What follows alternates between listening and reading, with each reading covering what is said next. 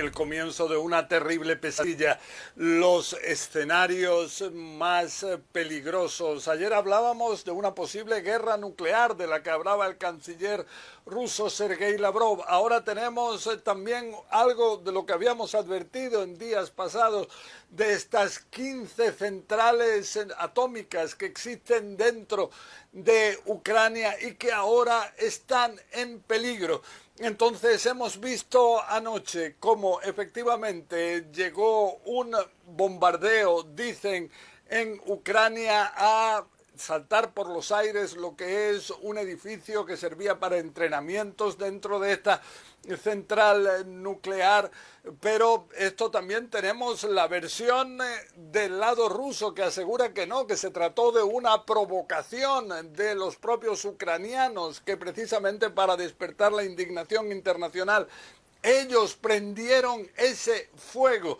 Fue en general 4 horas necesarias para poder finalizar ese fuego que estaba realmente amenazando. Hablamos de esta central atómica de Zaporilla, que está aquí justo al norte de la península de Crimea. Es un complejo de 6 reactores atómicos y, como decís, es la central atómica más importante de toda Europa. Entonces el riesgo es enorme. Ahora se dice que están los equipos, los técnicos responsables del funcionamiento de esta zona están trabajando a punta de pistola, están amenazados por las tropas rusas que ya son las que se han hecho con el control de esta central nuclear. Vemos a Rafael Grossi, el argentino que es director general del Organismo Internacional de Energía Atómica, que asegura que no hay ningún tipo de escape nuclear que se haya registrado hasta ahora, pero existe el peligro de que puedan haberse dañado distintos sistemas que puedan llevar a algún tipo de escapes radioactivos en los próximos días.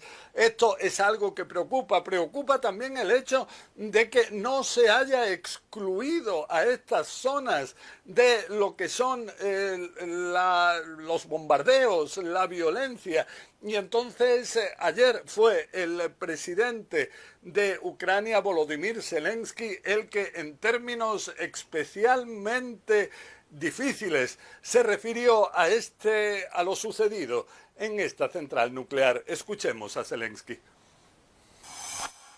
Se estaban preparando para esto. Ningún país, excepto Rusia, ha disparado alguna vez contra unidades generadoras de energía nuclear. Por primera vez en nuestra historia, en la historia de la humanidad, que un país terrorista se aventura en el terror nuclear.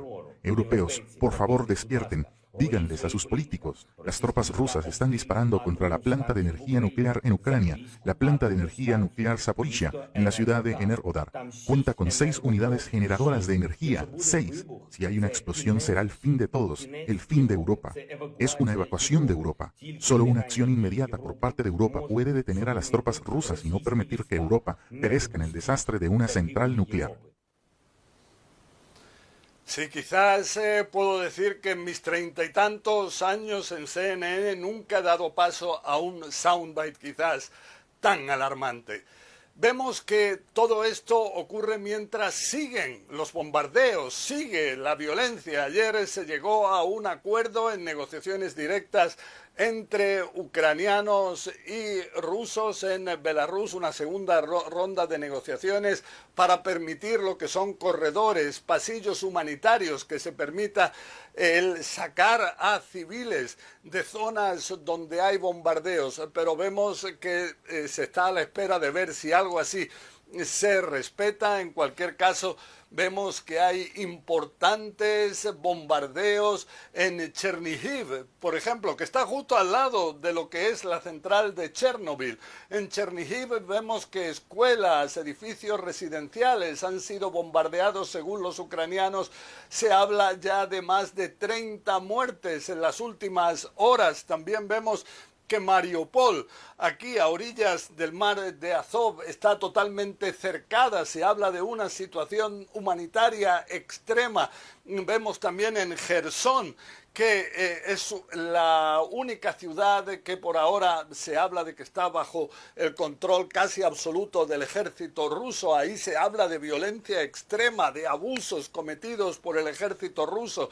Nosotros en CNN no podemos comprobar si realmente hay atrocidades así o no, pero en general se habla de una situación muy difícil cuando sigue todavía sin poderse llevar a cabo lo que quiere el ejército ruso, que es sobre todo cercar, llevar a un sitio de la capital de Kiev. Vemos que hay fuerzas que intentan llegar desde el norte, que intentan llegar desde el lado oriental, pero todavía no lo han conseguido. Esto, aunque ayer Vladimir Putin, que hay que decir, pareciera en muchos momentos estar desconectado de la realidad, aseguraba que todo va según lo planeado. Esta mañana estaba llamando a la comunidad internacional a reanudar las relaciones económicas con Rusia. Dice que algo así tan solo va a fortalecer a su país.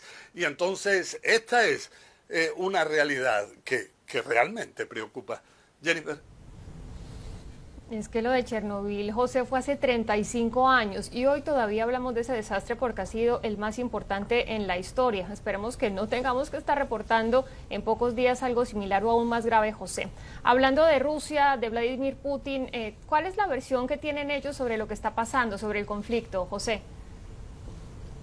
Bueno, una versión totalmente distinta. Todos son los ucranianos los responsables de esta explosión en la central atómica anoche, los responsables de realizar un genocidio. Esto, aunque no presentan ningún tipo de pruebas, aseguran que el ejército ucraniano realiza genocidios de las fuerzas en las zonas prorrusas. Vemos que hay una serie de acusaciones. ¿Y qué es lo que vemos?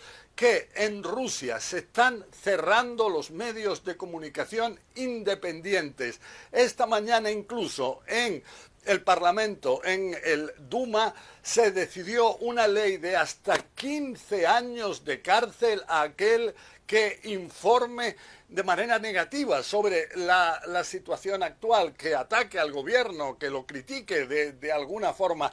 15 años de cárcel, tanto a ciudadanos rusos como a periodistas que puedan llegar de otros países si hablan en contra de lo que es la posición del gobierno. Entonces, realmente una situación alarmante cuando tenemos, por ejemplo, a Zelensky, que habla de 9.200 soldados rusos que habrían perdido la vida. Esto no tenemos forma de poderlo comprobar, quizá es exagerada o muy exagerada la cifra, pero vemos a madres rusas que están desesperadas. Dicen, ¿dónde están nuestros hijos?